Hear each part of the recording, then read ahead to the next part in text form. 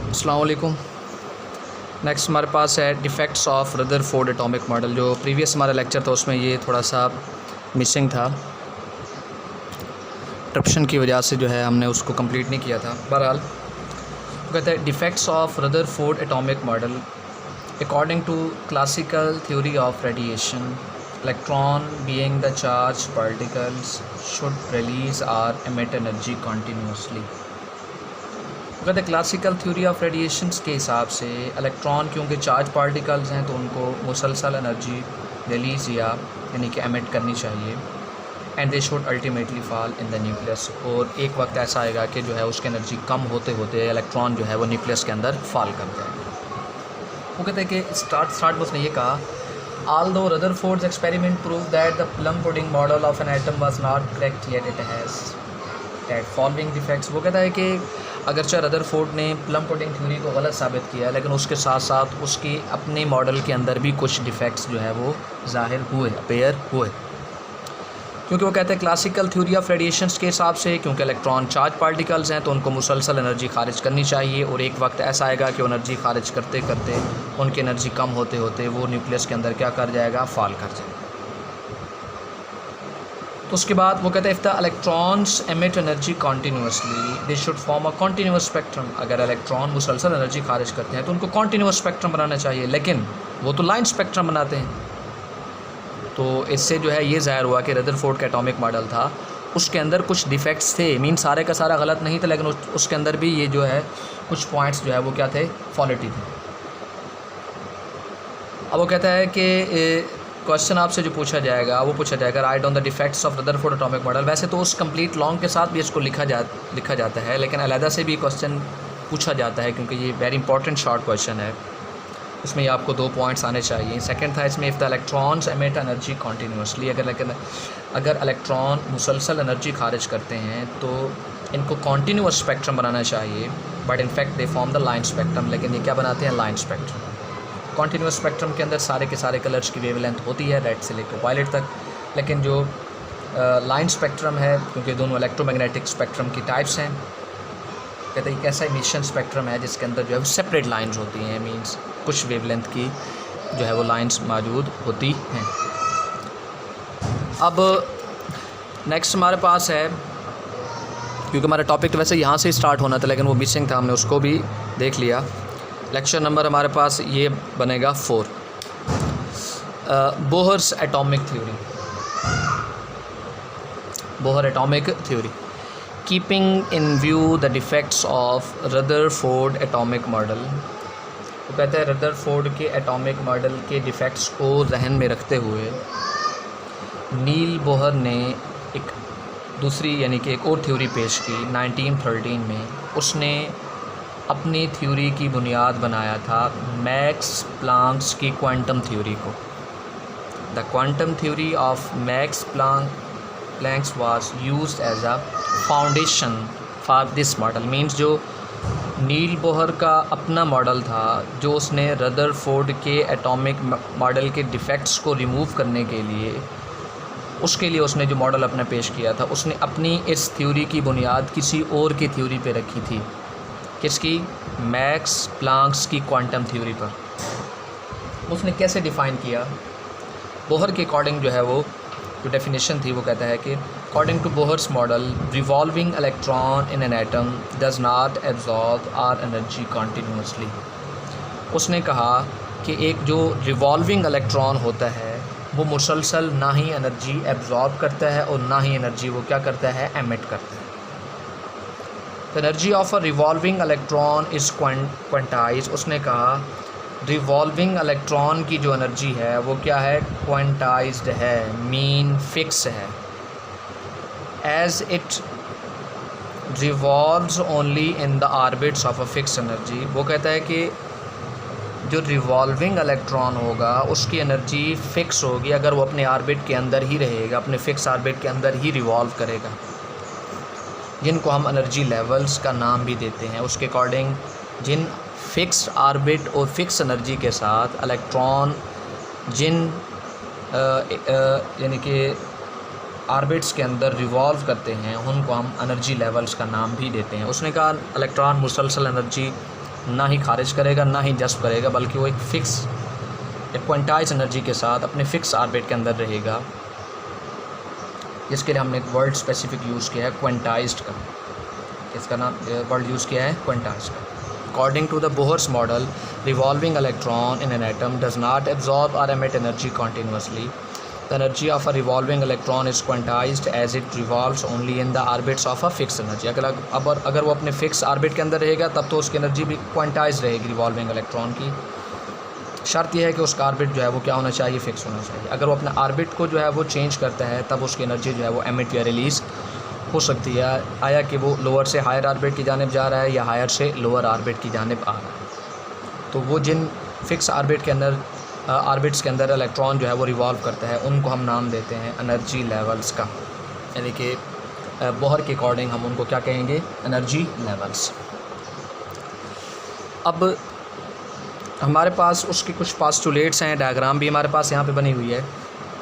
जो Bohr atomic theory है उसके जो पास्टुलेट्स हैं, उसने कहा the hydrogen atom consist of tiny nucleus and the electrons are revolving in one of the circular orbits of the radius r around the nucleus। वो कहता है कि ये न्यूक्लियस है तो उसके ऑर्बिट से जो डिस्टेंस होगा हम उसको कहते हैं रेडियस क्या है, r है। इधर फॉर एग्जांपल हमने हाइड्रोजन एटम को जो है वो लिया है क्योंकि उसका न्यूक्लियस छोटा होता है। The electrons are revolving in one of the circular orbits. Electron उनमें से किसी एक ऑर्बिट के अंदर जो है वो रोटेट कर रहे होंगे, इसका रेडियस न्यूक्लियस के जो है वो हिसाब से क्या होगा, रेडियस आर होगा। अब उसने कहा each orbit has a fix energy. जैसा कि गिवन एग्जांपल में हमारे पास 3 जो है वो यहाँ पे शेल दिए हुए हैं, के शेल, एल शेल और एम शेल। अब इस ऑर्बिट की एनर्जी भी फिक्स है, एल शेल की जो है इस ऑर्बिट की एनर्जी भी फिक्स है और एम की भी फिक्स है। Each orbit has a fixed energy that is quantized. वो फिक्स है। अगर कोई इलेक्ट्रॉन के शेल के अंदर रिवॉल्व कर रहा है तो वो क्योंकि उसका फिक्स ऑर्बिट है तो वो उसी के अंदर ही रहेगा, उसकी एनर्जी भी क्वांटाइज्ड होगी। अब वो ना एनर्जी एमिट करेगा ना ही वो जो है वो एब्जॉर्ब करेगा। क्यों? क्योंकि वो के शेल के अंदर है, उसी के अंदर ही फिक्स रहेगा। As long as electron remains in a particular orbit it does not radiate और एब्जॉर्ब एनर्जी। वो कहता है कि जब तक एक इलेक्ट्रॉन अपने फिक्स ऑर्बिट के अंदर रहता है ना ही वो एनर्जी एब्जॉर्ब करता है, ना ही वो एनर्जी जो है वो क्या करता है, रेडिएट यानी कि एमिट करता है।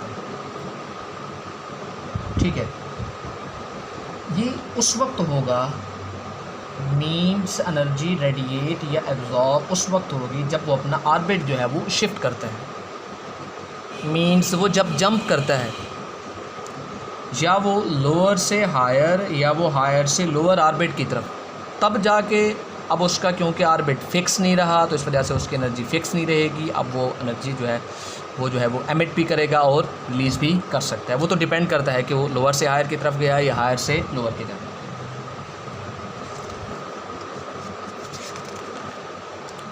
अब वो कहता है द एनर्जी इज एमिटेड और absorbed only when electron jumps from one orbit to another. वो कहते हैं जब एक ऑर्बिट से दूसरे ऑर्बिट की तरफ इलेक्ट्रॉन जो है वो जंप करेगा तब उसकी एनर्जी जो है वो एमिट भी हो सकती है या वो क्या हो सकती है, एब्जॉर्ब भी हो सकती है। एमिट भी हो सकती है या वो क्या हो सकती है, एब्जॉर्ब भी हो सकती है। अब वो कहते हैं when electron jumps from lower orbit to the higher orbit it absorbs energy and vice versa. वो कहता है कि जब एक इलेक्ट्रॉन लोअर ऑर्बिट से हायर ऑर्बिट की जानिब जाएगा, मीन्स कि वो के शेल से इलेक्ट्रॉन मूव करके, या ये देखें एल शेल में इलेक्ट्रॉन है वो मूव करके एम शेल में जा रहा है। अब ये लोअर से हायर की जानिब जा रहा है, इसका मतलब है यहाँ पे होगा एब्जॉर्प्शन ऑफ द एनर्जी को करेगा एब्जॉर्ब। लेकिन अगर वो हायर से लोअर की जानिब आएगा तो ये होगा रिलीज़ ऑफ द एनर्जी। ये क्या होगा यहाँ पे, रिलीज़ ऑफ द एनर्जी। दोबारा देखें, जब इलेक्ट्रॉन लोअर से हायर ऑर्बिट की जानिब जाएगा एब्जॉर्प्शन ऑफ एनर्जी होगा, जब हायर से लोअर की जानिब आएगा तो क्या होगा, release of the energy. Means अगर वो फिक्स रहेगा तब तो किसी किस्म का कोई प्रॉब्लम नहीं है। मीन्स एनर्जी फिक्स है क्योंकि ऑर्बिट उसका फिक्स है। इट डज़ नॉट रेडिएट और absorb the energy as long as it remains in its particular orbit, fixed orbit. अब वो कहता है जो चेंज इन एनर्जी है according to the Planck's equation, तो उसको हमने नाम दिया delta E is equal to E2 minus E1, यानी कि एनर्जी का डिफरेंस, जिसको हम HV से जो है वो क्या किया, डिनोट किया।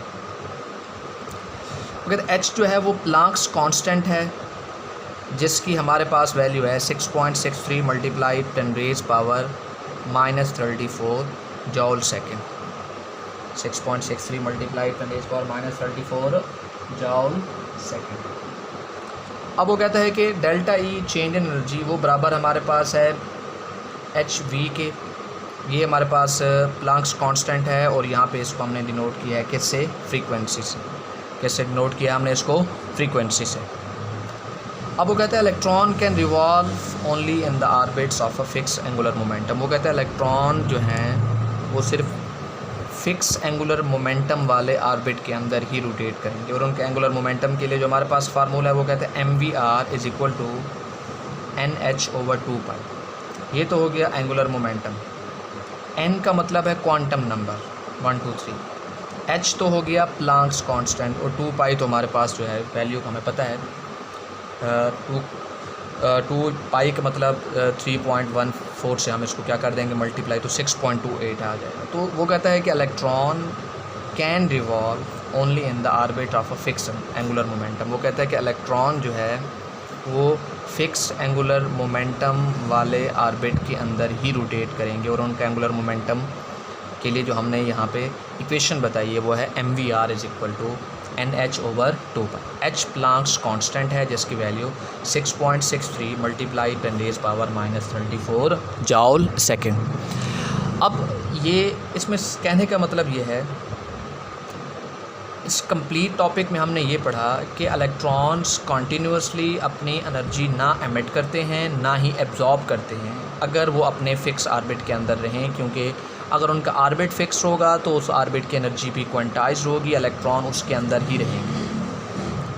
लेकिन अगर इलेक्ट्रॉन शिफ्ट करते हैं from lower to higher orbit और from higher to lower orbit, तब पॉसिबल है कि वो एनर्जी जो है वो, तब यकीनी बात है कि एनर्जी एमिट भी होगी और एब्जॉर्ब भी होगी। उसके लिए हमने इक्वेशन भी बताई, उसकी वैल्यू भी बताई, क्योंकि इस कंप्लीट मॉडल की जो है वो फाउंडेशन जो है वो प्लैंक्स क्वांटम थ्योरी के हिसाब से थी। तो हमने यहाँ पे प्लैंक्स कांस्टेंट को भी इसी वजह से यहाँ पे हमने क्या किया है, यूज़ किया है। एंगुलर मोमेंटम का भी हमने यहाँ पे जो है वो जिक्र किया। डायग्राम यहाँ पे मैंने आपको बताया है, तो इस हिसाब से आप इसको देख लेंगे। K shell, L shell, M shell, K के लिए N की वैल्यू 1 होती है, L के लिए N की वैल्यू 2 होती है, M के लिए N की वैल्यू 3। एब्जॉर्प्शन ऑफ एनर्जी का भी कॉन्सेप्ट बताया और रिलीज़ ऑफ एनर्जी का भी कॉन्सेप्ट बताया। तो ये हमारे पास जो नील बोहर है, डेनिश फिजिसिस्ट था, वो joint Rutherford in 1912 for his post in his research. उसके बाद जो है वो इसको नोबेल प्राइज़ में मिला था 1922 में for the physics for his work on the structure of an atom. आगे हम जो है वो पढ़ने लगे हैं।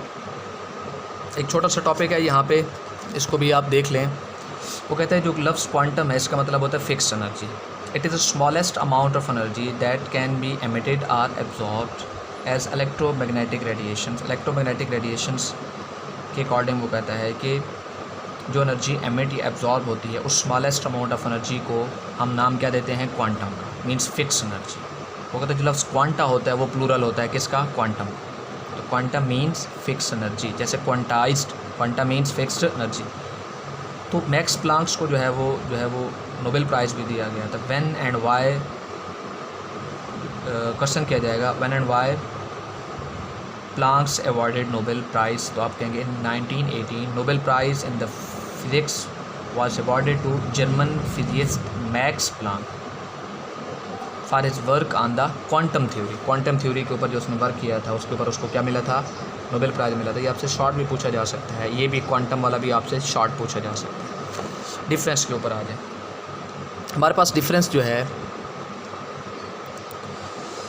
रदरफोर्ड और बोहर एटॉमिक थ्योरी का है। इसमें हमने पढ़ा it was based upon classical theory, जो हमने पढ़ा था कि इलेक्ट्रॉन जो है वो कॉन्टीन्यूसली एनर्जी एमिट या रिलीज़ करते हैं। ये है it was based upon quantum theory. जिसमें हमने ये पढ़ा कि इलेक्ट्रॉन की एनर्जी जो है वो फिक्स होगी, क्योंकि उनका ऑर्बिट भी क्या है, फिक्स है। Electron revolve around the nucleus, इसमें था electron revolve around the nucleus in the orbits of fixed energy. उसने फिर मजीद क्लैरिफाई किया। No idea about the orbits was introduce, Rutherford ने ऑर्बिट्स का कोई आइडिया नहीं दिया। बोहर ने कहा orbits had angular momentum, orbits had angular momentum, mvr is equal to nh/2π।